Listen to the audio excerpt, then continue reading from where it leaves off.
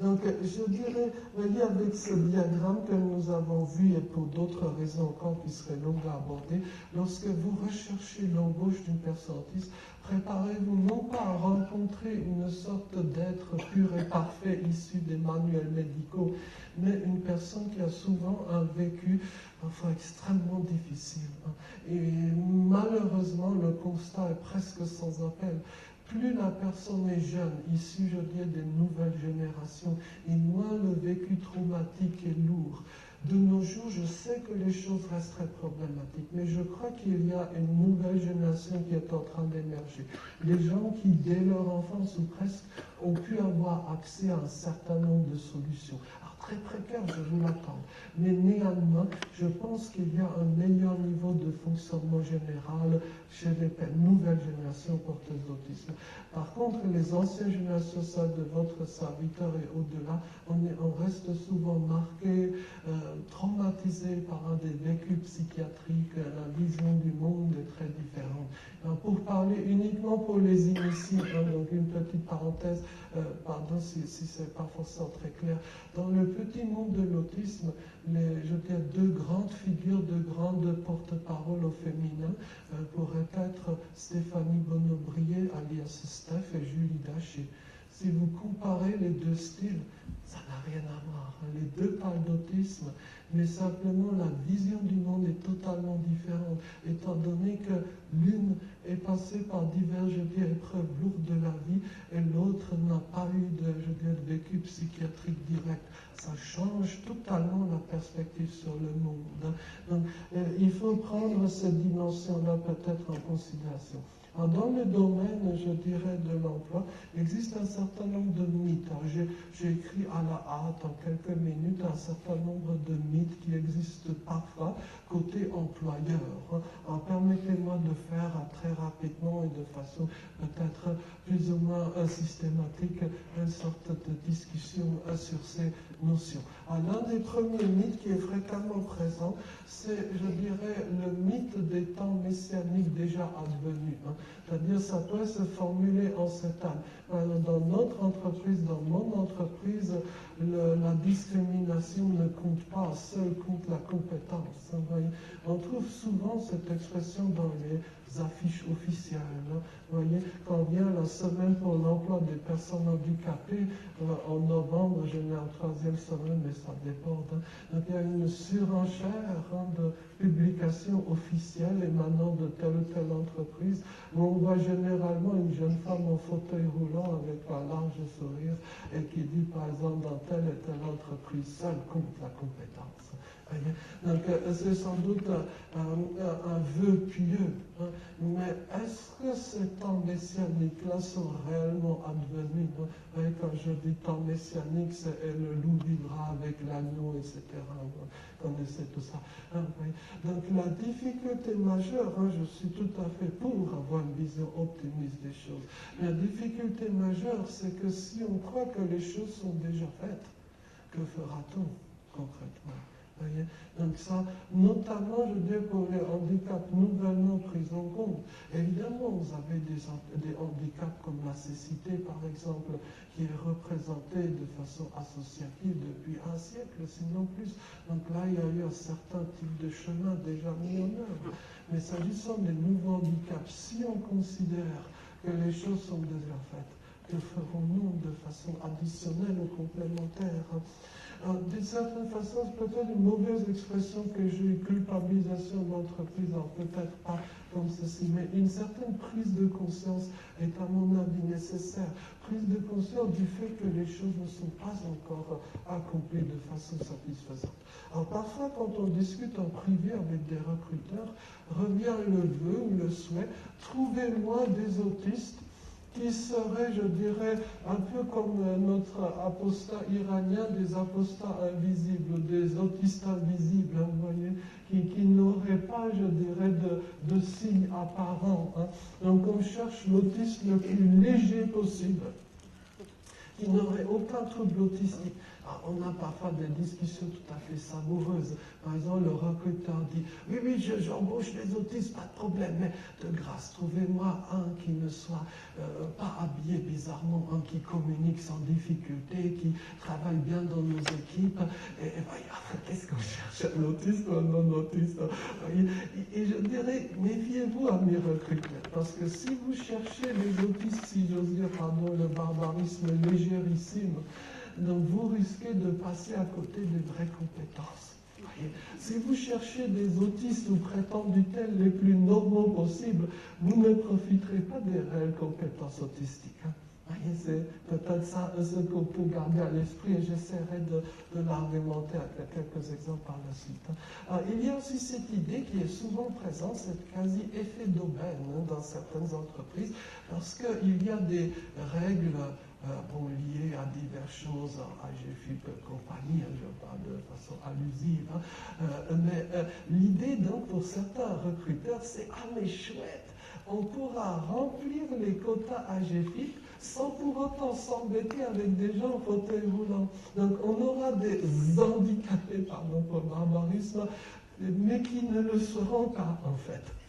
Et donc ils se disent, ah mais donc l'autisme c'est un peu, je dirais, la caution handicap sans les problèmes. Mais en fait ça c'est une grossière erreur, une méprise tout à fait saisissante parce que en fait réaliser un cadre professionnel accessible pour la personne handicapée, c'est parfois plus compliqué qu'on ne le croit. Pas toujours, mais on revient sur quelques modalités. Ensuite, il y a, je dirais, cette idée qui est parfois présente, l'idée de certains recruteurs, c'est que nous sommes dans une société connectée, moderne, donc il pourrait être facile, avec quelques recherches sur Google, d'avoir des solutions clés en main pour l'inclusion professionnelle des gens autistes. Le problème, c'est que ça ne marche pas comme ça. Il est parfois très difficile de trouver des personnes autistes qui travailleraient pour vous, alors même qu'il y en a beaucoup. Simplement, ils ne sont pas dans les recherches Google ou autres. Si vous tapez, par exemple, embauche autiste génial, vous ne tomberez sur aucun résultat correct. Ces gens-là existent sans doute, mais simplement, dans l'autisme, s'applique une règle qui est d'une certaine façon contraire à l'idéal de la modernité, à savoir que les meilleurs sont cachés. Voyez, on a parfois cette considération que dans le monde moderne, les personnes frappantes, marquantes, qui ont une forte personnalité, sont les plus visibles, ressortent tout de suite dans les recherches sur Facebook ou que sais-je.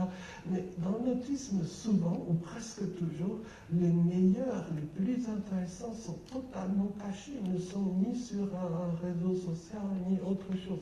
Donc, à méditer peut-être. Il y a aussi dans ce mythe de la facilité cette croyance qu'il y aurait une sorte de boîte à outils universelle qui permettrait d'embaucher n'importe quel autiste dans n'importe quelle entreprise sur n'importe quel poste. Un peu, c'est, je dirais, une sorte d'application, de transposition de l'idéal de l'accessibilité universelle. C'est quoi l'idéal de l'accessibilité universelle? C'est l'idée qui est tout à fait juste, je la soutiens pleinement, que par exemple en créant des rampes d'accès vers tel ou tel local d'entreprise, n'importe quelle personne en fauteuil roulant pourra y travailler. C'est vrai, c'est chouette.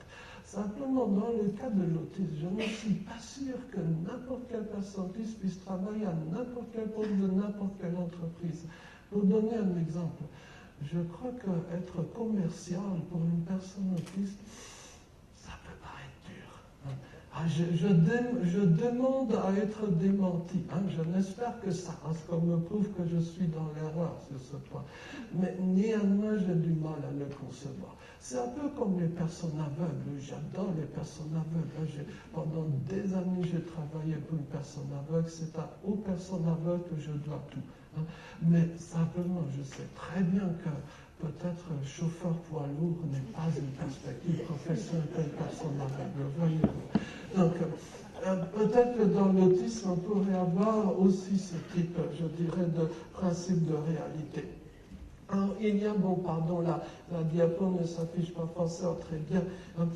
Il y a ensuite une idée, un réflexe qui existe chez beaucoup d'entreprises qui consiste à avoir recours à des contacts ou à des personnes tierces pour faciliter les processus d'embauche. C'est un réflexe tout à fait naturel, on peut parler de sous-traitance ou de tout ce que vous voulez, mais malheureusement, dans le cas, je veux dire, de l'embauche des gens autistes, pourrait s'appliquer la règle fondamentale du dark web. Et je suis un amateur de certaines activités informatiques. Je suis grand passionné du minage de crypto-monnaies, Bitcoin et compagnie. Je suis fabricant. Et donc, alors, sur le dark web, il y a une loi générale. Ne faites confiance à personne. Méfiez-vous, parce que si vous, je veux dire, débarquez dans cet univers-là, si vous tapez par exemple coach, autisme, etc., vous risquez de tomber sur des imposteurs absolus. Il y a 10 ans encore, quand l'autisme était inconnu, lorsqu'on faisait une soirée sur l'autisme, on était 2 ou 3. Mais il n'y avait pas de sous et pas de vautours. Maintenant, plus le gâteau grandit dans l'autisme, plus il y a, je veux dire, de personnages plus ou moins intéressés. Mais malheureusement, vous ne tomberez pas toujours sur les bons dans une recherche, je dirais, naïve, par exemple sur Google. Hein, voyez. Donc ça, c'est peut-être à méditer. Hein. Donc le constat, j'essaie de mettre, il y a une pléthore de cabinets, de coachs, de gens qui ont un avis sur l'autisme. Ah, ça, c'est génial. Je reçois tous les jours des mails de gens divers et variés qui m'écrivent pour m'exposer leur vision de l'autisme. Bonjour Joseph, je vous écris parce que j'ai découvert le secret de l'autisme. C'est un effet des ondes psychotroniques pendant la grossesse. Oui, non, voilà, qu'est-ce que je dois répondre? Voilà. Et c'est le docteur Truc Bidule, professeur marabout qui atteste ça. C'est tout à fait particulier. Hein. Il faut aussi dire que nous sommes dans une situation un peu anarchisante là, parce que les pouvoirs publics ont été totalement défaillants. Hein. Par exemple, Pôle chômage n'a pas du tout joué son rôle là, en la matière. Alors, je dis Pôle chômage parce que, comme le fait remarquer un ami linguiste, docteur en linguistique et donc en voie de clochardisation, si vous fréquentez cet endroit-là, c'est que vous n'avez pas d'emploi. Donc pourquoi l'appeler Pôle emploi? C'est pas logique comme nous, que Pôle chômage. Comme le même m'avait demandé un jour par email, pourquoi quand il y a un mouvement social, tout s'arrête? Mais ça, c'est une vraie question, c'est une vraie question. Hein. Bon, bref, passons les détails. Hein. Il y a aussi, je dirais, toutes sortes de professionnels, parfois tout à fait méritants par ailleurs, hein, qui prétendent, je dirais, résoudre les problèmes de l'autisme, plus ou moins guérir. Hein. Combien de fois je me retrouve face à tel professionnel, par exemple médecin, psychanalyste, psychologue, qui presque d'une voix suppliante me dit: Joseph, avouez que vous souffrez, parce que la souffrance la souffrance de l'autiste est une nécessité vitale pour le psy. Imaginez un autiste qui ne souffre pas, que ferait le psy? Il est au chômage, hein, il ne mange pas. Ça, c'est inadmissible. Hein, voyez, donc il faut absolument qu'on lui fasse plaisir et qu'on avoue qu'on souffre. Ah, enfin, il souffre, qu'est-ce que je suis content. Mais, donc, bon, je le dis de façon un peu désinvolte et moqueuse, mais peut-être qu'il y a quelque chose à méditer à cet égard-là. Hein. Il y a, alors ça, pardon de le dire peut-être de façon un peu taquine, mais je crois que dans un certain nombre d'entreprises, en particulier les grandes entreprises, on en est arrivé à cette idée qu'il devrait y avoir dans l'entreprise une sorte de bureau central des indulgences, hein, donc qui rassemblerait éthique, diversité, mixité, handicap, tout ça. On leur donnerait des sous une fois par an et en échange, l'âme de l'entrepreneur irait tout droit au paradis. Hein. Vous voyez, c'est la 27e thèse de Luther. Hein, Don hominem praedicam quistatim ut iactus numus inquistam tenierit et volare dicunt animam. Hein. Donc les gens disent, au moment où la pièce sonne dans le tronc ou dans la boîte, hein, l'âme s'envole vers le paradis. Hein. Vous voyez, c'est une phrase un peu vieille, mais on a parfois cette idée-là. Je ne citerai évidemment aucune entreprise, mais dans certaines grandes entreprises, il y en a qui ont un budget, par exemple, handicap, qui évidemment n'est pas dépensé, et qui essayent, presque en suppliant, en fin d'année, essayent de donner cet argent à l'un de mes amis autistes. J'ai des amis autistes qui ne veulent pas être rémunérés ou beaucoup rémunérés. Donc l'entreprise, s'il vous plaît, prenez les 10 000 euros, s'il vous plaît, on doit les dépenser. Et donc mes amis autistes, mais je n'ai pas assez travaillé pour cet argent-là. Vous voyez, dans des situations tout à fait comiques, ce sont des sketchs, vous voyez. Bon, bref. Le problème, pourquoi je dirais que le bureau central des indulgences, ça ne marche pas? Parce que dès que vous amalgamez l'autisme ou le handicap à autre chose, c'est toujours ce autre chose qui prendra le dessus. Et on aura toujours tendance à vouloir penser le handicap et spécifiquement penser l'autisme dans les grilles conceptuelles issues d'autres particularités. Vous voulez un exemple? Je peux vous donner un exemple très provocateur. La logique de l'empowerment. Ça, c'est devenu presque un mot magique et sacré dans le milieu business de langue anglaise. Un problème de discrimination très simple, empowerment. Donc l'idée, c'est de donner de l'argent et du pouvoir à la personne et tout le monde est content. Sauf que les gens autistes, en général, n'aiment ni l'argent ni le pouvoir. Et là, vous êtes très embêté en tant qu'entrepreneur. Comment est-ce que vous voulez faire de l'empowerment d'une personne qui ne veut pas faire carrière et une personne qui déteste les primes de Noël parce que les primes de Noël cassent la régularité des salaires? Ça, c'est très embêtant. Bon, ça peut paraître rigolo, mais je connais des patrons, des managers qui sont au désespoir à cause de ça et qui viennent me dire, mais Joseph, s'il vous plaît, comment est-ce que je dois récompenser ce travailleur modèle? Ben voilà, ça c'est une vaste question. Il y aurait, maintenant un exemple concret, alors qui risque de faire grincer des dents, j'essaierai de taire le nom du cabinet en question, mais je vous ai parlé un peu des vautours, de gens qui essaient de profiter, on va dire, de telle ou telle opportunité en lien avec l'autisme. Il y a des cabinets qui se créent, qui se labellisent spécial autisme. Et grâce à une fuite, j'ai réussi à avoir un questionnaire qui a été élaboré par l'un de ces grands cabinets, qui est grassement rémunéré, surtout de l'autre côté de la France, pas ici, qui est grassement rémunéré, y compris par des pouvoirs publics, pour le cheminement vers l'emploi de personnes autistes. Et voici le type de questions qui sont donc données aux gens autistes. Avez-vous le sentiment d'être un enfant non désiré? J'en sais rien. Déjà, je ne suis plus un enfant, donc ça commence mal. Donc si je réponds non parce que je ne suis pas un enfant, je ne sais pas quand le logiciel agrégera ces données. Ensuite, il y a des questions marrantes. Avez-vous une partie du corps fuyante ou le haut du corps plus mince que le bas, manque de poitrine, oui c'est mon cas, etc. Ensuite, par exemple, où est voilà. Quand vous êtes parti de chez vos parents, alors là, ça commence mal parce que j'habite toujours chez mes parents. Donc, qu'est-ce que je réponds? Ensuite, il y a des choses absolument géniales. Donc, vous retrouvez-vous en situation où vous vous faites larguer? Alors non, moi jamais. Ou l'autre devient indifférent à vous, jamais me concernant. Avez-vous déjà trompé votre partenaire ou vous êtes-vous déjà fait tromper? Alors moi non, j'ai même la certitude absolue de ne jamais avoir été trompé. C'est pas chouette ça. Vous êtes-vous déjà senti rejeté sexuellement par votre partenaire? Non, moi jamais. Et donc en fait c'est conçu pour l'exact inverse du profil autistique. Vous voyez, c'est très drôle quand on y réfléchit.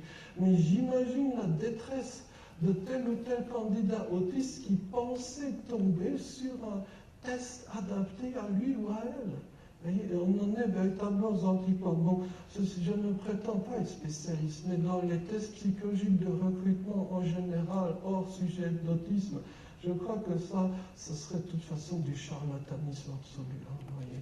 Donc ça, c'est un autre débat encore. Alors, ensuite, je dirais que nous sommes dans une société, alors c'est peut-être une vision pessimiste qui est propre à votre serviteur, mais j'ai l'impression que nous sommes dans une société qui devient de plus en plus dure. avec des personnes jugées différentes. Pour le dire de façon schématique, là encore, c'est une liste qui ne prétend ni à l'exhaustivité ni à autre chose.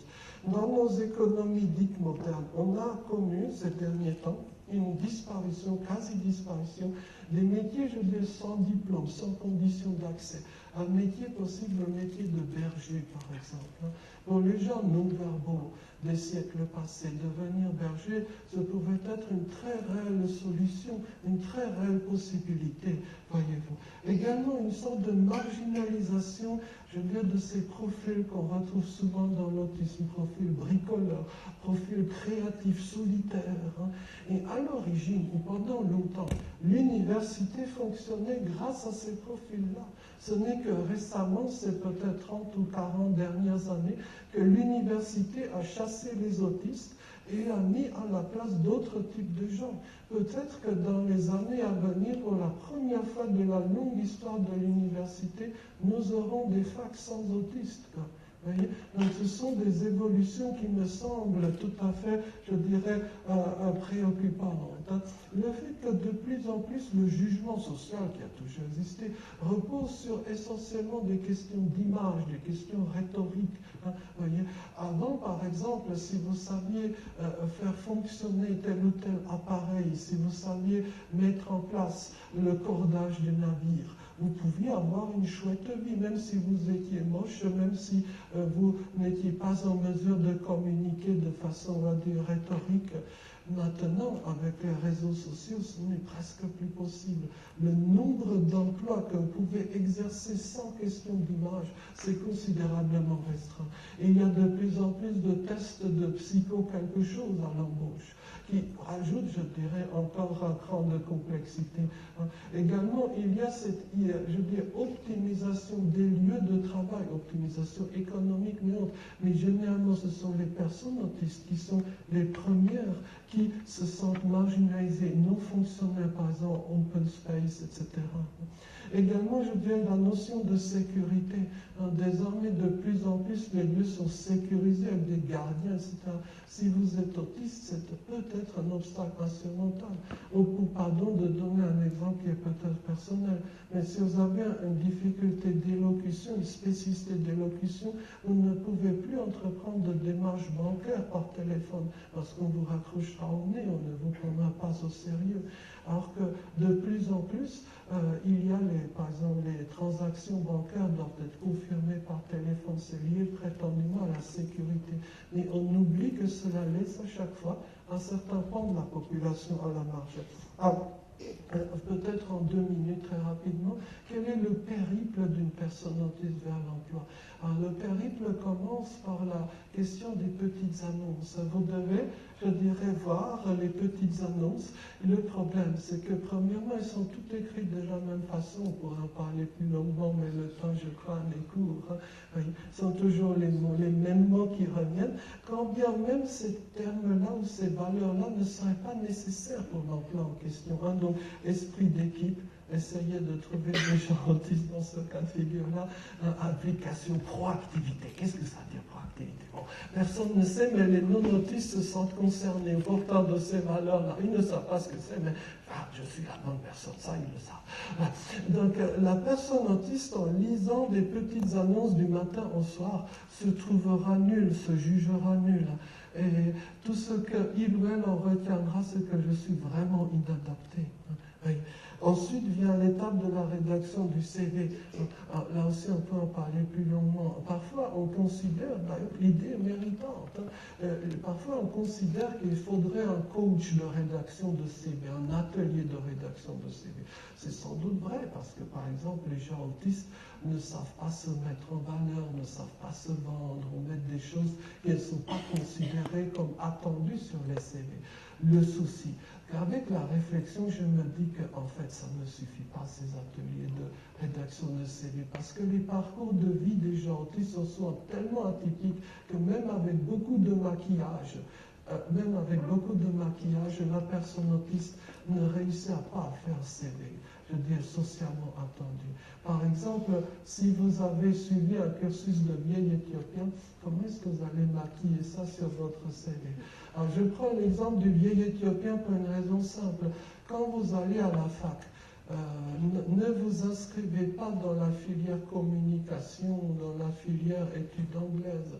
Ça ne sert à rien. Vous serez dans un amphi avec 1000 autres personnes, ça sera dur. Inscrivez-vous dans le cursus de vieil éthiopien. Pourquoi? Parce que là, vous serez seul avec le prof. Lequel prof sera au moins aussi bizarre que vous. Donc, il vous jugera normal. Vous voyez, c'est logique. Hein. Simplement, il fallait y penser. Bon, bref, on peut en parler plus longuement. Mais, voyez. Donc, ensuite vient le moment fatidique de l'entretien d'embauche. Alors, c'est simple. Parfois, les gens disent, oui, il faut les coacher à l'entretien d'embauche. Je l'avais cru d'ailleurs à une époque. Maintenant, je suis à peu près convaincu qu'en fait, ça ne sert à rien de coacher les autistes pour l'entretien d'embauche. Parce que de toute façon, c'est pipé, c'est biaisé, fortement biaisé.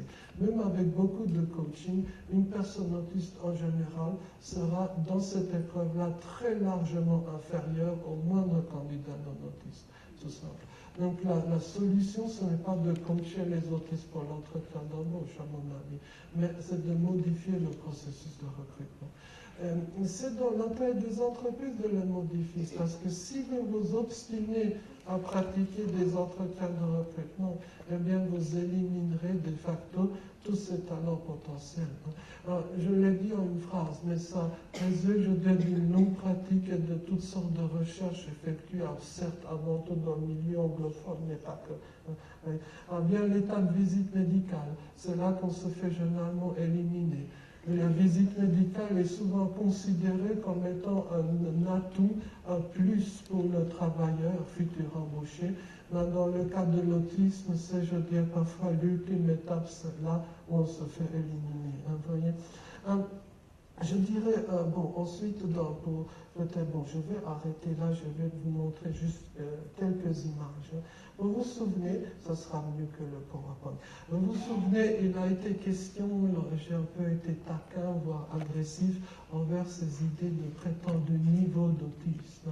Peut-être qu'il est important, en guise de conclusion, de voir quelques-uns de ces profils, quelques-uns de ces, je dirais, talents nombreux. Alors, je serai taquin tout en essayant d'être bref. Je vous propose de regarder l'exemple visuel, parce qu'on n'a pas le son, l'exemple visuel d'une Canadienne porteuse d'autisme, à savoir Carly Fleischmann. Donc, Carly est une personne non verbale. Hein, donc, on n'a pas de son, ça tombe bien, on n'a pas. Et donc, Carly, nous le verrons dans un instant, est une personne autiste non verbale qui a pour passion et activité de faire passer des interviews à des gens. Elle invite des gens chez elle leur fait passer des interviews. Soit dit au passage, elle est une célébrité désormais. Hein. Elle a une chaîne YouTube, vous ne pouvez regarder, c'est un bref exemple de l'une de ses nombreuses vidéos. Allons-y. Donc là, il y a une petite musique rigolote qu'on devrait entendre mais qu'on n'entend pas. C'est le générique un peu des interviews de Carly. Son nom va apparaître dans un instant. Voilà. Donc là, vous avez son nom, Carly Fleischmann. Le nom de sa chaîne YouTube, c'est Speechless. Vous me demanderez pourquoi il y a ces points bleus. Ben, c'est simple, le bleu, c'est la couleur de l'autisme, la couleur préférée des autistes. Et si vous voulez taper le mot Speechless au clavier, vous devrez appuyer là où il y a les points bleus. C'est le braille autiste, si j'ose dire. Parce que notre ami s'exprime en tapant du texte au clavier. Juste 20 secondes, regardons l'une de ces interviews. Ouais, donc, elle reçoit son invité du jour. Le texte apparaît à l'écran. Peu importe, je donne les détails du texte.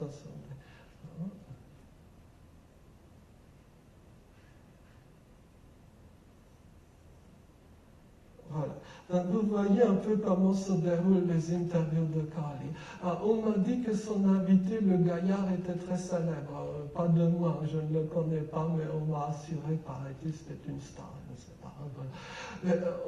Au-delà de l'anecdote, donc elle tape soit sur le clavier métallique, soit sur sa tablette. Là, apparemment, elle préfère la tablette. Ça dépend des moments et de la complexité du texte. Et donc, Carly a 21 ans sur la vidéo, mais ce n'est qu'à l'âge de 16 ans qu'elle a commencé à communiquer de façon tout à fait aléatoire parce que ses parents avaient découvert à l'âge de 16 ans donc qu'elle appuyait au hasard sur des touches. Donc, au lieu de lui arracher le clavier des mains en disant pour des raisons de sécurité, elle va s'étrangler avec le cordon, avaler les touches et Dieu sait quoi. Donc, ils lui ont appris toutes les touches du clavier. 5 ans plus tard, aussi, autre remarque, elle avait des troubles du comportement majeurs, Carly. Dès lors qu'elle a appris à communiquer, les troubles du comportement ont cessé. Alors, il y a encore quelques gestes un peu spasmodiques, mais parce que c'était l'une de ses premières interviews, etc. J'interromps, Joseph, oui, parce que vous allez voir à l'écran, il y a quelqu'un qui veut parler. Non, il y a quelqu'un qui veut te parler, Joseph, et de très loin, et qui t'appelle. Regarde à l'écran.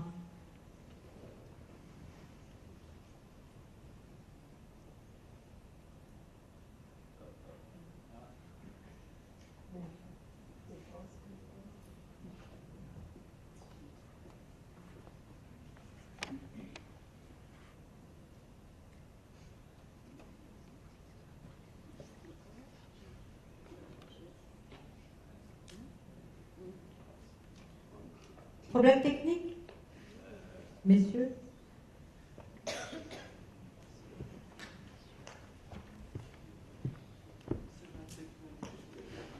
Oui, non? Ça va venir. Pas assez d'autistes aux manettes. Oui, à mon avis...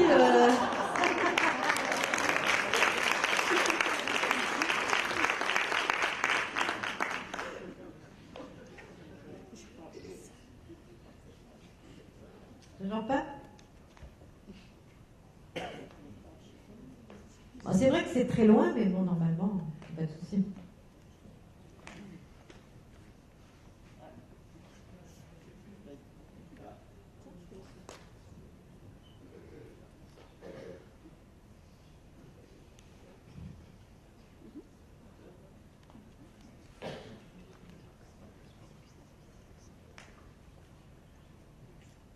Oui? Non? Voilà. Bonjour. Bonjour Sébastien. Tu nous entends? Alors Sébastien Mathieu va vous parler et vous voulez parler à Joseph et il vous appelle de Nouvelle-Zélande où il travaille. Et où il va vous parler un peu de lui, et il a une question à poser à Joseph, je crois. Merci Sébastien de te réveiller si tôt pour nous, puisque le décalage est important. Et je te laisse présenter à Joseph et dire ce que tu as à dire. Je sais qu'on a une vidéo de toi, une très belle vidéo qui nous a beaucoup fait rire, et on la passera tout à l'heure. Je te laisse parler avec Joseph. À moi de parler. À toi de parler. C'est difficile. Oui, vas-y. Ok, tout va bien. Merci de m'avoir accueilli, d'être en duplex de la Nouvelle-Zélande en France. Ça me fait plaisir de pouvoir parler avec Joseph, puisque la dernière fois que je l'avais vu, c'était l'année dernière à une autre conférence. Pas grand chose à dire, à part que la Nouvelle-Zélande, ici, je m'y sens bien. En tant qu'autiste, je suis respecté, accepté. Si vous passez la vidéo après, vous verrez que voilà, tout se passe bien pour moi. On va passer la vidéo. J'ai beaucoup changé. Comment? Tout va bien, tout va bien. Voilà. Tout va bien, Sébastien. Ah, merci. Joseph, je sais que tu as laissé un bon souvenir ici en Nouvelle-Zélande et tu es très respecté. La dernière fois, je suis allé à l'Alliance française de Christchurch. Il y a ton bouquin Je suis à l'Est, en gros, puisqu'on a une communauté française ici. Et Donc, ça fait plaisir de voir comme quoi certains autistes français sont respectés à l'étranger et non pas en France parfois. Et ça me fait plaisir de pouvoir partager un peu mon expérience avec les Français. Donc voilà, merci beaucoup. Je ne sais pas si Joseph a des questions. Merci beaucoup Sébastien, mais ce n'est pas à moi de poser des questions.